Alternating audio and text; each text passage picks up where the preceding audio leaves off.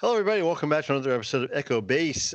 We are here tonight with the usual crew. It's myself, it's Eric, it's Tim, and Tom. Tom, how are you? I'm doing wonderfully. I mean, I wish we had more Star Wars news to talk about, but we've got the Mandalorian in our lives now, and that's pretty good. Yeah, that's making up a big part of that empty hole that we have to fill. So that's been good. Tim, how are you this evening? Doing really well. Happy to be here. We just got done talking about episode 2 of season 2 of The Mandalorian. It was a good talk over on, it was on great. Outer Rim. Except for Catch all that the out. Spiders. You really don't like those spiders, do you? No, I don't. I really don't. Sorry. The voice you heard was Eric. How are you tonight? I'm Eric? actually getting a sore throat. I don't know if it's the seasonal allergies from it getting really cold and then really warm, but if you see my face kind of twitching and my throat kind of getting a little froggy or spidery. Little Mandalorian joke there. Some of those egg-shaped lozenges. Yeah. Apparently those work really well. That's okay. I've got my coffee here off screen, so I'll be okay. They coat the throat and make you feel better. Yeah. Well, so we don't have a ton of news to talk about, guys. We don't really have any news. Second week in a row. No, we can make some stuff up. Well, in fact, we kind of are actually. I mean, the only story we have is about a possibility of a Boba Fett spin-off series. The same thing we've been talking about for like 10 months now. Yeah, I mean... 10 months, 10 years. Well, see... Come on, it's been 10 years. This is what's different this time around. This time it's coming from Deadline.com. So a little bit more reputable source than us. Joe on the street. A little more street cred than Echo Base here. Wait a minute. I know. You're telling me that our collective opinion doesn't have weight in the larger galaxy? I'm saying that our opinion is still an opinion. Our opinion in $2 will get you a cup of coffee. So. Not at a lot of places anymore. That's true. Small coffee, maybe. So is there anything new to this, or is it just now that we've had Boba Fett in episode 1 of season 2 of The Mandalorian, and now we're thinking, oh, maybe it's really happening? And I mean, this had started to break a little bit prior to the release of the first episode, though there had already been separate confirmation that Temuera Morrison was going to be in season 2 of The Mandalorian. Now, of course, given the lore, he could have either been Boba Fett or he could have been Rex. Mm-hmm. So, either way, or both. Any clone. Or some other nameless clone. But Bob Iger back in February, I think it was one of the shareholder calls or something, was talking about the fact that they were looking very seriously, and I forget the exact wording, but it was something along these lines. They're looking very, very seriously at spin-offs out of The Mandalorian. Boba Fett kind of seems like an obvious choice. And I think that this is going to be one of those things where we're going to get introductions of different things into The Mandalorian that could be spun off. And then this is kind of a testing ground. And sometimes TV shows do that sort of thing.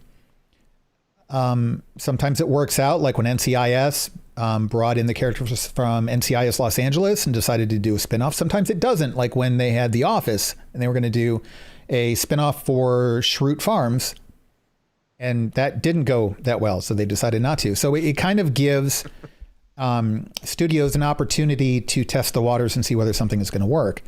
Now, we've gotten a long list of different possible cameos and possible things that could be spun off. None of them really reported on by sources quite like what we have at the moment. This from Deadline about Boba Fett's probably the strongest rumor we've had so far, up until we've gotten confirmation of anything like the Cassian Andor and Kenobi. Mm-hmm. But we've got Boba Fett, who, again, we've seen Temuera Morrison in The Mandalorian now. We've got rumors of Ahsoka. We've got Bo-Katan, played by Katie Sackhoff. And there had been talk of a spinoff of Bo-Katan and Cara Dune kind of doing their own series. this article from Deadline says that they haven't heard anything about that. They don't have any reason to believe that that's actually a thing. Mm-hmm. Doesn't mean it's not. It means that they don't have any info on it. So this is the most well-substantiated spinoff rumor at the moment. So this, ladies and gentlemen, this is our one thing that we get to discuss in Echo Base number 238 for you guys. So now, and I know Tom has to duck out here pretty quick. So what are your thoughts? This makes sense. The word that I had seen was that it would be a mini series, sort of like Kenobi, just a cap number of episodes, not an ongoing series. And I think about this from a business standpoint from Disney. It makes sense to take this sort of risk. It's a character who's known and I guess you could say he's beloved in the Star Wars universe. He's got a solid fan base. There is no box office number that's going to be tagged to this to speak of. Nobody's going to know how many people watched it or didn't watch it. So there's that metric of success or failure that really impacted the discourse around something like Solo is just non-existent here.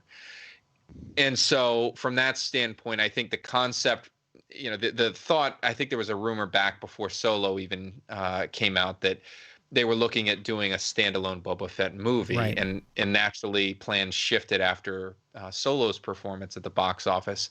This is the perfect landing ground for an idea like that, and to be able to break it into 6 episodes or 8 episodes, whatever they're going to do with it.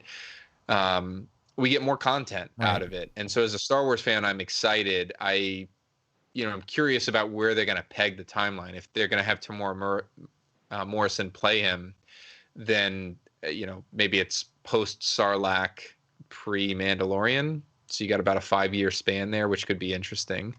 Although it doesn't, I don't know if he's made it off of Tatooine in those 5 years. And that's the tricky part too, is that unless that's going to be what the miniseries focuses on, you're not getting the Boba Fett that we're used to getting. You're not getting the armor. You're not getting any of that. You're getting him wandering around Tatooine after getting regurgitated out of this sand creature.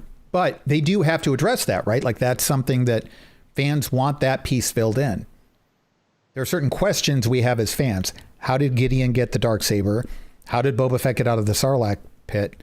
But that one has been around for decades now. Like they have to address that. Mm-hmm.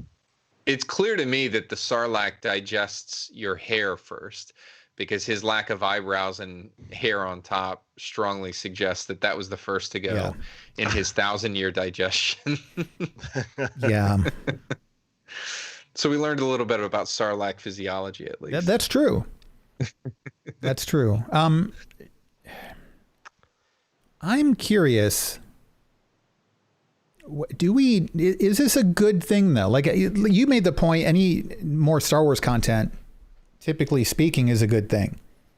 And I know a lot of Mandalorian fans, and I mean that it's always with an uppercase M, but I mean like not Din Djarin necessarily, but fans of Mandalorians have wanted Boba Fett in some sort of iteration. But then there have also been a lot of fans who are like, Boba Fett, he's so overused. Yeah, we get it. Like, move on already. Is this something that we want? Like we want it. No. But do we want it? Nope. Yeah. I'm done. I'm over it. I'm bored by it. We seriously, the thing is we need to move on from it. And it's fine that they're going to have I think something in the Mandalorian that's going to obviously touch on Boba Fett, maybe give people some kind of closure to that story. I don't really think we need any more of it. I think that so much about Boba Fett was kind of this mystery of this armored space cowboy bounty hunter that we knew like practically nothing about, except he was this constant foil to Han Solo, and he was just a serious badass that everyone feared in the galaxy. Fundamentally, that's all we knew about him. And I think that the visualization of him and the concept of him is what people fell in love with. And, is that completely gone? No, but I think we've also moved past that. Yeah. And it's really not to say that I'm bored with Boba Fett, because I'm not, but I don't want really more story on him. I think that when we look at what we got from the original trilogy, what we got in the prequels and the Clone Wars, and then what we're going to get now, that's pretty much it. I'm done. Okay. I'm good. Thank you. Yeah. I know everything about his story that I feel I need to.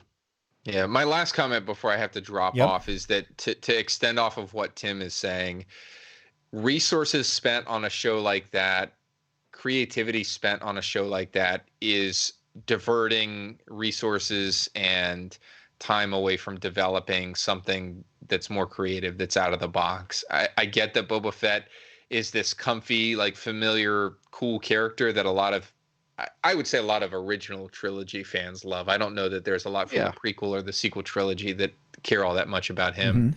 But I get that. But if a Boba Fett show or a miniseries means that we don't get, say, an Ezra Bridger or a Thrawn or something that I can't even conceptualize right now, that kind of stinks. We'll never know that that's the trade-off, but practically speaking, if Disney is spending money and time and having a creator dump their efforts in on a show like that, they're not doing something else. And 30 seconds I think we deserve before you hang up, I'm going to ask you this question, then I'm going to toss it back over to Tim too. And Lou is smart enough not to chime in yet, so he's not going to get caught in this trap. Does that fit for Kenobi? I think Kenobi stands. Kenobi, I think, was in motion to be a movie, and I think so was Boba Fett before Josh Trank messed up. I think, folks, there's a risk with the Kenobi series that people are going to be disappointed because what's he doing on Tatooine for this time? The peaks that we've seen through his own journal in the comics. There are some interesting run-ins and stuff, but he's intentionally at an arm's length distance from Luke. Uncle Owen keeps him away. And so as much as we want to expect to see some really awesome stuff, I'm interested in seeing Ewan McGregor back in the robes and the character and sort of what he did in that time between Revenge of the Sith and A New Hope. But again, is it what I would pick? No, but we'll see. Okay. All right, well, gentlemen. We appreciate your input. Tom, have a great night, and we will see you again soon. Yeah, good night. All right. Let's see here. Let me transition over to the other screens. There we go. Different screen. Yeah. Yeah. So, I don't blame Tim for his thoughts because I kind of had the same thoughts. I didn't think we ever needed a Boba Fett movie or story to begin with. If they do it as a miniseries, if for some reason in my mind a miniseries is better than doing it as a movie or as a series. It's a finite thing. You get a little more detail. It's possibly having more than just him in it. You know what I mean? Because I don't think you could do it justice with one movie. I think we'd be left always wanting more, or it was horrible and wanting less. A miniseries gives you time to do it right if you're going to do it at all. And I think if they take the storyline they've gone into so far in The Mandalorian and expand on that, I'm almost okay with that now. I mean, I'm coming around to the story as, I would like to have a Boba Fett story. If it's part of the process of what the Mandalorian's going through and finding more of his people, I think that would be great, and then spin that off. But I think it's funny to talk about a spin-off series or a spin-off miniseries when you've had a character on screen for all of 5 seconds. Well, you could also argue that, isn't the Din Djarin series a spin-off from Boba Fett? Just saying. No. Like in a very zoomed out conceptual way, it's... Well, yeah, okay, he's a Mandalorian. Right. And... But it's not like Boba Fett came from that series. It'd be one thing to have a Cara Dune spin-off series because she's spinning off from that, but Boba Fett's spinning off from the original trilogy. Let's be fair. But I agree with you. So I don't want an ongoing series. I'm with Tim on this. I have questions. Okay. And I guess if I have questions, then obviously I want them answered. I don't have a lot of questions. And one of those questions is not, what does he do every day? So I kind of want to know what happened to him getting out of the Sarlacc pit. And if there's stuff, like if we're going to see a little bit about him, running a mission or two, that could be a fun ride. I don't want an ongoing series. And to the point about miniseries versus movie, the flip side of that is the Kenobi miniseries is going to be like 4 episodes, which means it's the length of a movie. So the benefit of doing the miniseries over the movie is really only if you're getting more content than you would in a movie. Because nobody's going to sit through a 4-hour to 6-hour long movie, but you could do, 6 episodes or something at an hour a piece, and that's your miniseries. But if you're going to do like 4 half-hour long episodes, that's a 2-hour movie. You're not really getting anything additional. So just make a movie. Well, except that 4 half-hour to 40-minute episodes, they're structured differently than a movie. I think you actually get more content in 4 40-minute episodes than you would in 1 2-hour movie. Yeah, I mean, if they're 40-minute, yeah. Well, or half hour. You know what I'm saying? I mean, I think the way they're structured story-wise, you get more information across. You get more development is what you're saying? I think so, yeah.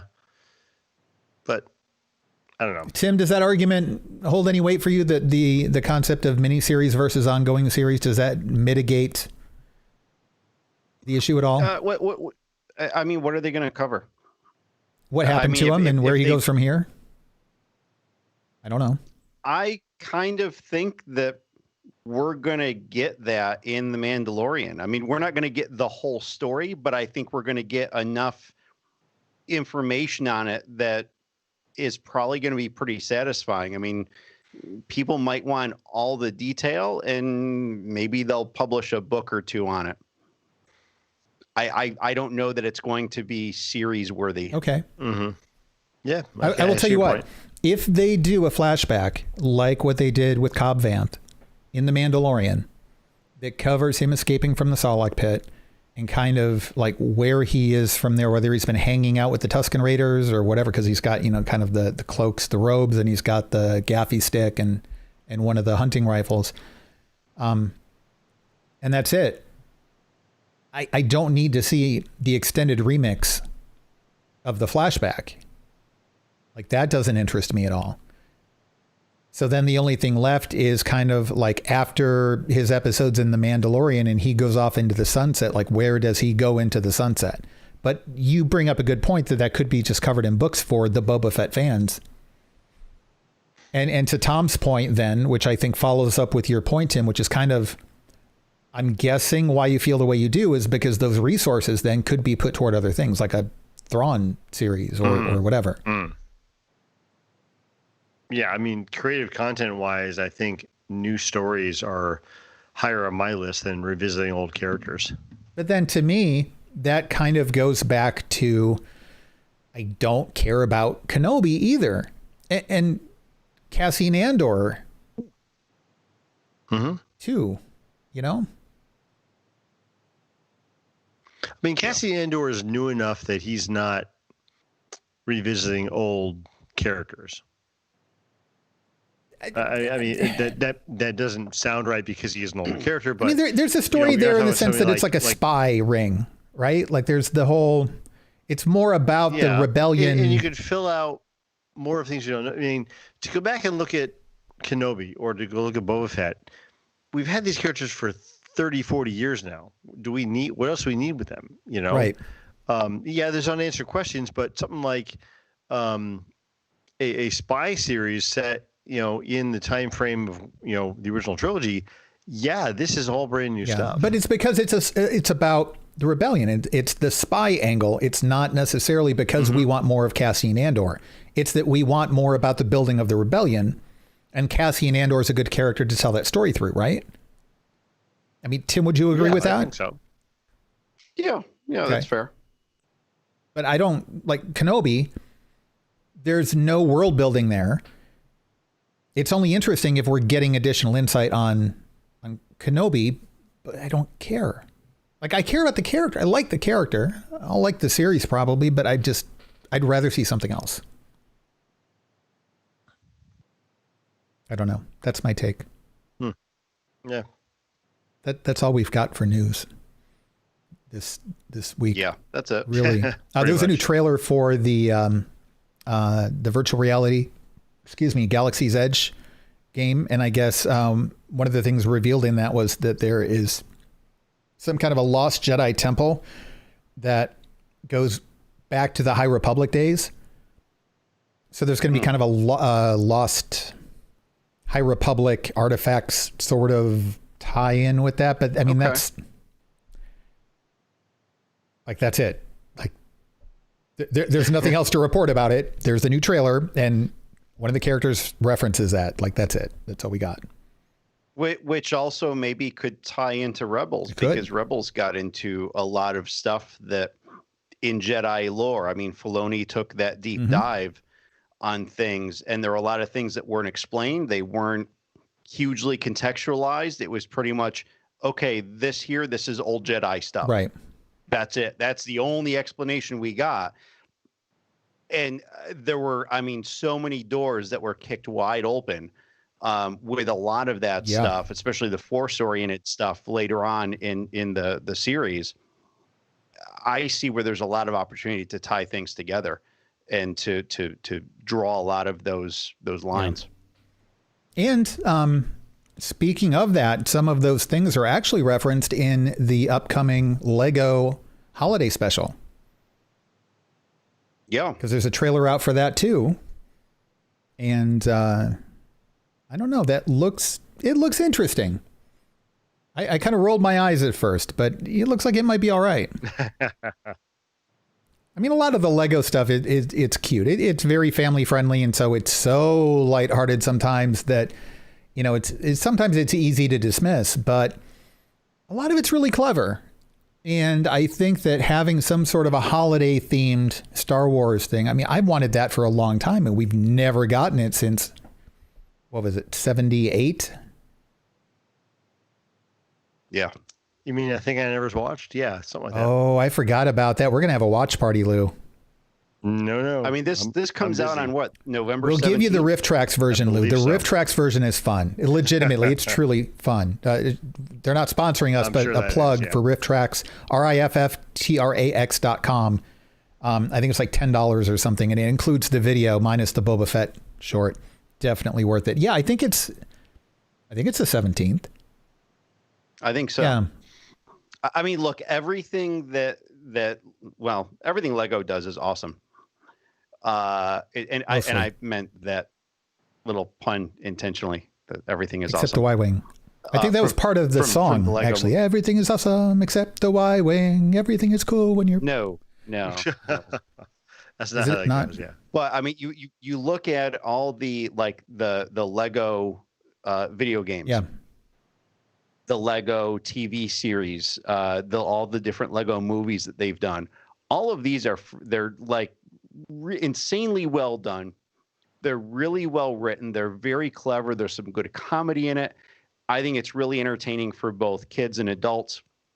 I'm looking forward to this holiday special. And I think that it's an awesome idea that they're going to do it because it does kind of get to redeem the original holiday special in a way. And of course, the Lego stuff typically crosses genres and time periods. They don't, unless something is written like a game or something is specifically written to stick to like, hey, this is the Lego Empire Strikes Back movie. Otherwise, they just mix stuff up and just have a lot of fun with it. And it's totally non-canonical and it's not meant to be. It's just meant to be fun. Right. So I'm looking forward to it. I think it's going to be great. And I love the fact that they're using the void that was introduced in Rebels as a way to kind of as a storytelling mechanic to get all those characters overlapping. It's basically the it's the Marvel multiverse. Pretty much. Yeah. So that's something to look forward to, and we'll be talking more about that as we go along. But I guess, Short episode. Yeah. Great for our YouTube watchers. Exactly. But we're not doing episodes like last week. We didn't do an episode because we skipped it or we didn't want to. There legit was no news. It's just with The Mandalorian being out, and kind of rightfully so, Lucasfilm doesn't want to put any other news out. They don't want to have anything else going on. They want people like laser focused on The Mandalorian for a while. Right. So they don't want to take away from this splash. Right. Yeah. So, and the thing is next week, maybe next week we'll have one news item or something like this, or we're just going to throw a discussion topic together.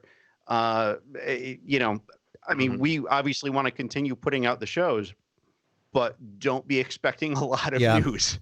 That's all. Yeah, it'll be slow. But that's okay. As we get news, we'll still bring it to you, and we'll have discussion topics from time to time, kind of like this. So we'll do what we can.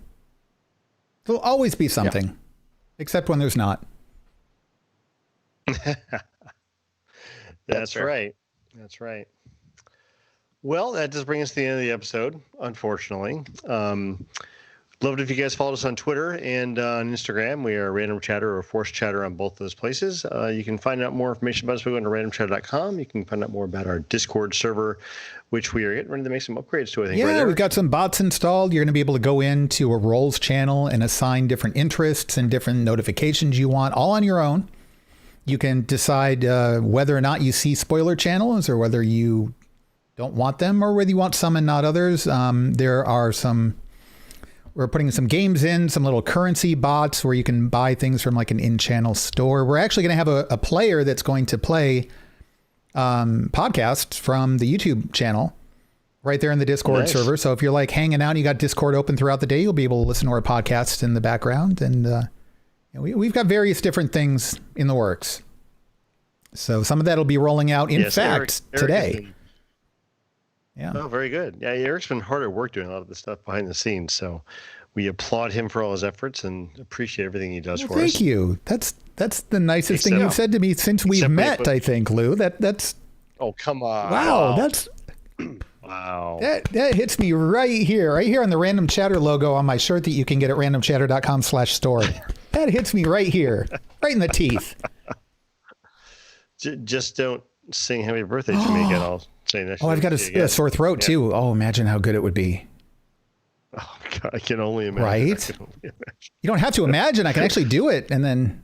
No, we don't. We're running out of time. We've got to get off. We're always paying for so much bandwidth. That's true. Tonight, and that's it. That's true. All right. Lastly, though, randomchatter.com/YouTube. Like Eric said before, down the bottom of the video here, like and subscribe to us. Watch the videos, click on more of our links and see more of our videos. That does help us out with our placement in YouTube and get us more noticed. So we appreciate your efforts there. Well, until next time, guys, we're going to close the blast doors, and we will see you guys in about a week. Take care.